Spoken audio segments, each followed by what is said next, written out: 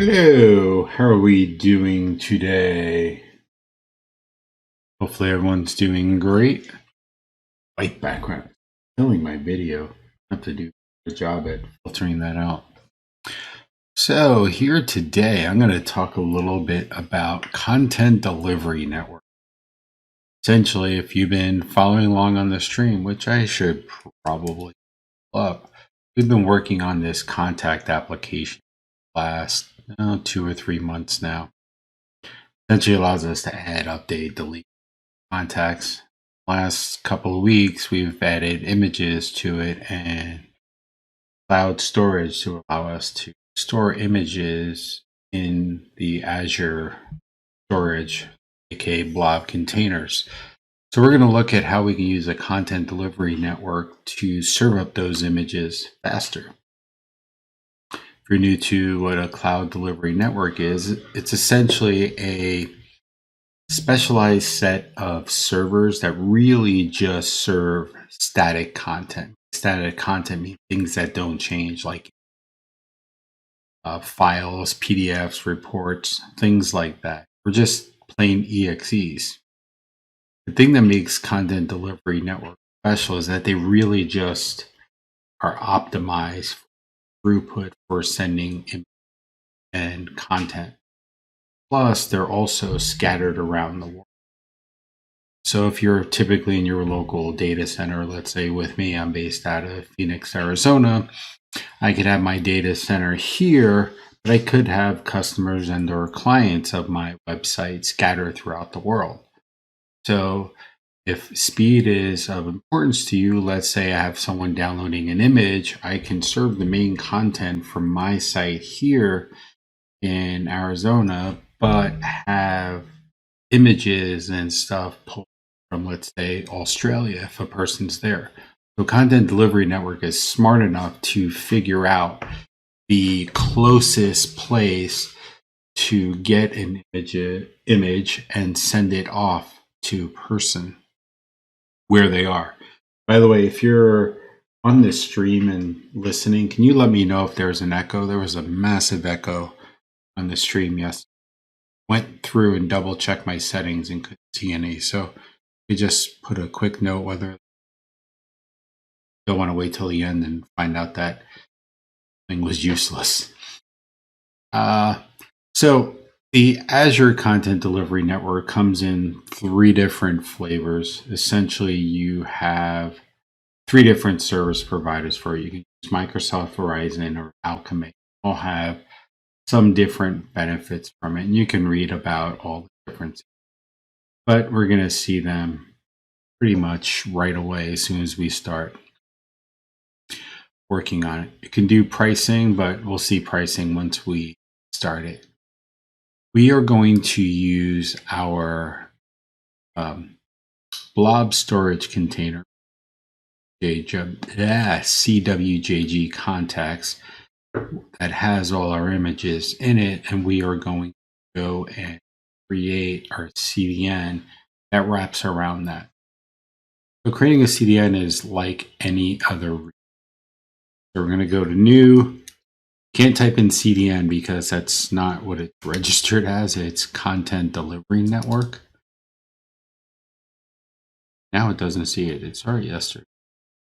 New, let's try CDN. Let's see CDN. So I am going to click create, and then you get prompted with a couple of different things. What do you want to call it? For coding with JoeG, I pretty much labeled everything coding with JoeG or CWJG, and then what it is, in this case CDN, and then what we are storing. And that's just so I can manage it. Resource group, we're going to put this in the coding with JoeG resource group, which is in West US 2. And then pricing details, you'll see that there are 4 here. So I'm just going to click on this link, which pops up a new window, which gives us the option to choose from. And you see, for the most part, these are the 3 options except for the premium. They all support the first 4: custom domain, SSL, which means I can do something like cdn.code.joeg.com. They all do content purging. Verizon is slightly different with content loading. And what that means is purging is you can delete the data from all of the instances of the CDN in the event you want to reload everything. Some of the images or data got corrupted. You clean them all up. The load, which is a feature of Verizon, allows you to preload them all. By default, they'll kind of load behind the scenes and pull up as you need the data. With the Verizon plan, you can actually say preload everything now so it's ready. They'll support compression depending on the type of file you're serving up. There's different compression formats like font files and files, etc. Geo filtering allows you to allow or block content depending coming from. Like I can block requests from Blob if I didn't want anyone from it seeing there. And then the others will kind of cover as we go. We're going to choose the Microsoft standard one that has pretty much the most features right now outside of premium. And the cost is almost the same. It's actually the same for all the standard features. Premium is slightly different. I think really the only difference is where data centers are. But for this app, the standard will work fine.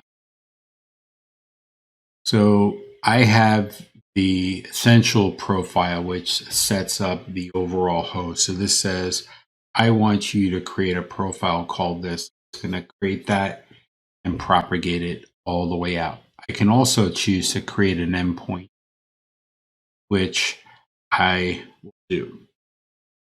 It wants an endpoint name, which I am going to give it. Let's do CG-contact images. Now, these names could be the same, but what you'll notice here is that this is actually going to be a public URL. So when we want to access this data, we're going to go to cwjg-contact-images.edge.net. The origin type is where it's getting the data from. If you look, I have 5 options. Storage, this is from Azure Storage, so Blob storage, which is what I do. Storage static website shows me the options to serving up a static site. So if you're using the new preview feature of Azure Storage, that allows you static content, blog or something like that, a Jekyll site, a Go site. You can do that with here and then have it distributed. So if you have a blog in Africa, say, they'll get the closest server to that instance based on the provider. Cloud service and web apps are essentially the same. You can specify any one of the Azure services for it, and web app is set. This doesn't really work as well unless you're putting AI on it, but the whole purpose of this stuff one static, optimize. Custom is custom. When I choose storage, it's going to look in West US2 for any storage instances I have. Found one within resource group context.blob. Once I do that, it's going to create the endpoint.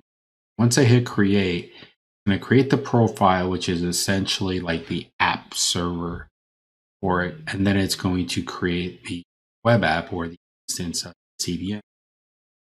Click create. It starts validating. This takes a minute or two to. So while it's creating, I'm going to go over to the and show you a slightly different way of creating it. So while we're in our storage while we're in our storage component to our system, there is a place here under Blob service for Azure CDN. So I can click on here and add a new endpoint here. It's actually already created the endpoint. I have the ability here to create it right off the bat, so I didn't have to go to that. If you know you're going to create it from a CDN, you can save a couple of steps. Or sorry, if you know you're going to create it from a storage account, you can save a couple of steps. Just add it here. So I am going to copy out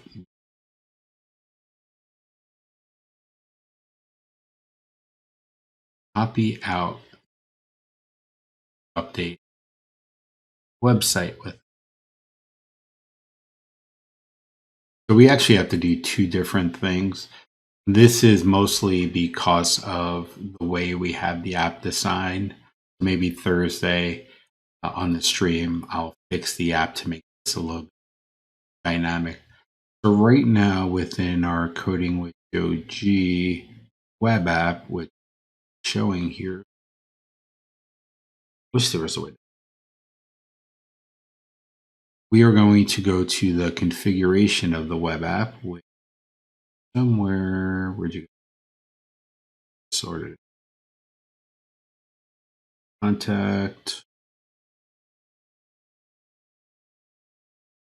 So we're going to go here and change the configuration.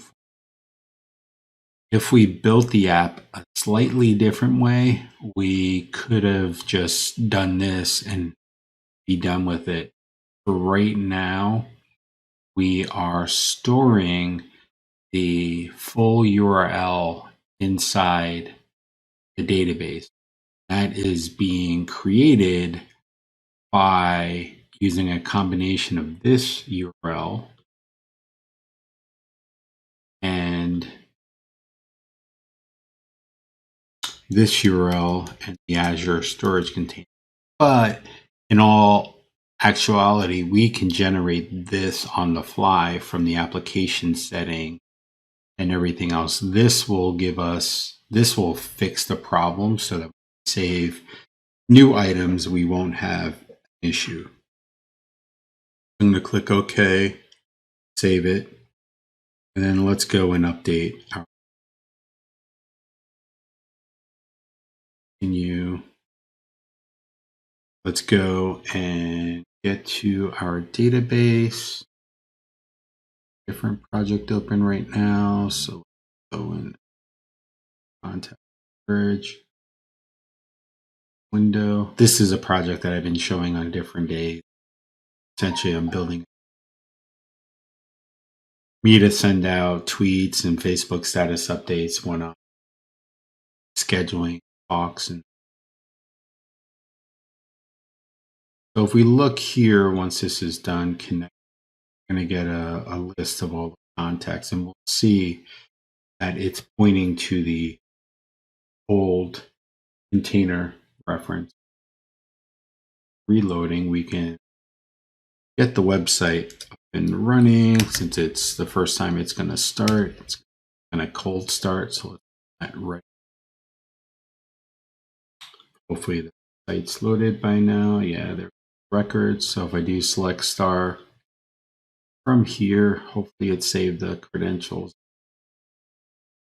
Copy and paste them again.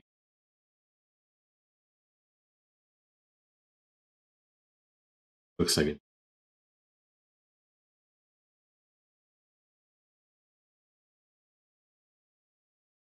La la la la la la la la. Oh, I didn't remember.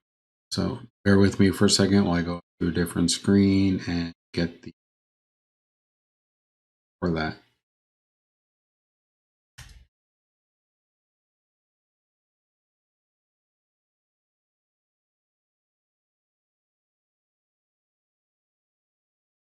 I should probably change. Remember, really don't often.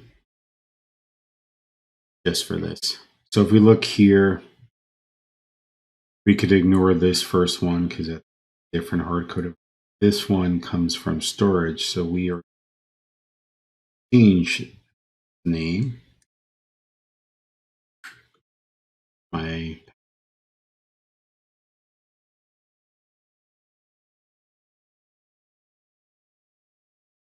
and now I'm going to save this. So that went, loaded it. Now if we go to the screen, go and delete cookies because there's a bug that I can figure out. Cookies are clear. Now I'm going to go to contacts to do some authentication back and forth. Microsoft, say that once that's done, we should be able to get a contact. And if we did it correctly, it should show contact from storage. How do you know if that's it? Well, that looks like the picture. Let's go and inspect the element. Got it correctly. There's the URL for it. So the URL says that CWJG contact is, so it pulled it successfully from there. I think we can go and see the status of it if I see and paste it directly here. Copy the. Should just be able to go and download the image also. Yeah, I've done this twice already.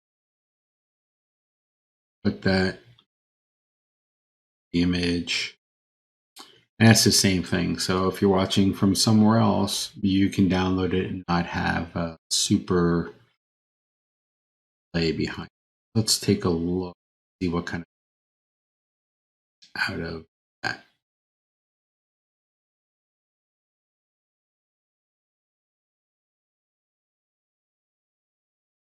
Kind of want to pin this because that looks kind of changes every day depending on what I'm working on.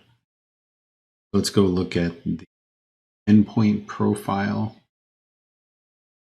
See if we can see stats. While we're here, see here, so custom domain allows us to add some domain. So I can do something like codingwithjoeg.com. Put in CDN for it, so I can do cdn.coding. Here's the full URL to it, the origin host name. This is the URL to the Blob storage, what HTTP protocols I support. It's running. Purge allows me to go through and clean up all the CDNs. So all the references to this around, I can clean them up and then kind of stops this, removes it. So we click on the origin in settings, you'll see that group.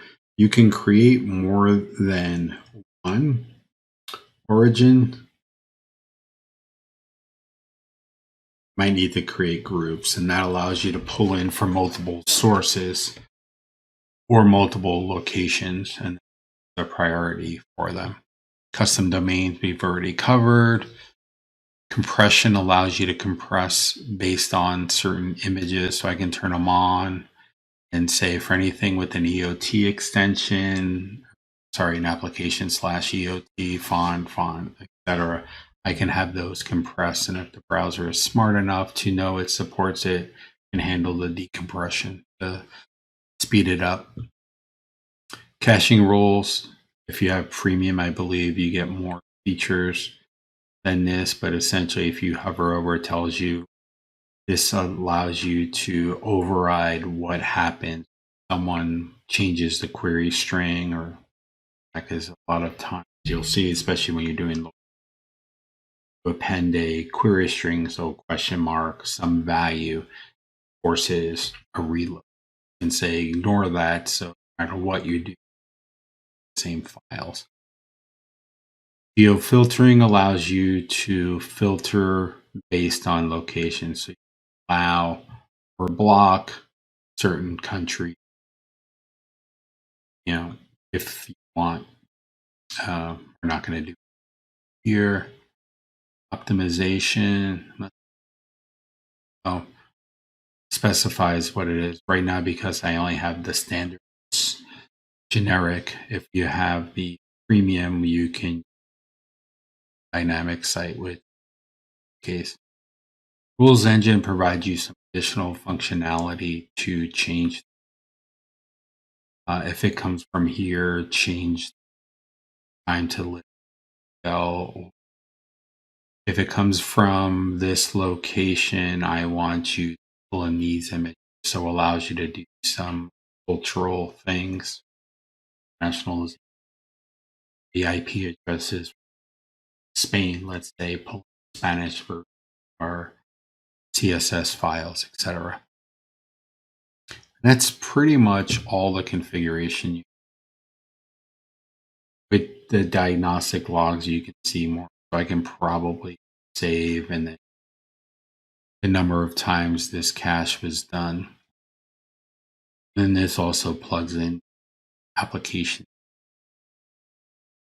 If I go back to the root and look at profile, you'll see slightly more information about it, but this is at the parent level. I can purge, select a new endpoint, or move this resource from licensing package to an excuse me. For properties, I can go and change most of the stuff with it. Quick start is a walkthrough, and logs kind of shows me what's been happening.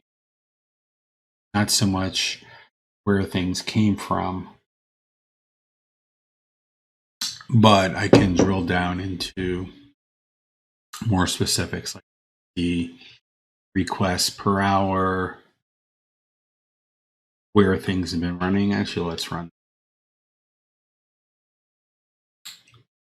Probably saying find any logs because I've only requests and these updated real time. It allows us to kind of walk through our app, see how the CDN all around. And that's pretty much it as far as the CDN. Pretty simple to edit, turn it on our application. Really not much we had to do with it. We'll probably want to tweak the application going forward so that this URL is not a thing anymore. And that we provide a way for the user to upload, can assume file names and everything. Because right now we just take the picture that they send and upload it with 21. That's the ID of this row. So it just says 21 dot. So we can come up with do this and the thumbnails. Maybe we'll look at refactoring manager, which we actually don't have one, but we can refactor that in the next couple of days in the stream. Well, that's all I had to show CDNs. Any questions, feel free to reach out on the bottom of your screen. There's lots of different. And reach out to me, my site, Twitter, or if you want, you can contact me. Email, which is first my Twitter handle at hotmail.com, or comment on Twitch or YouTube. And that's all I got. Hopefully you learned something. Have a great day.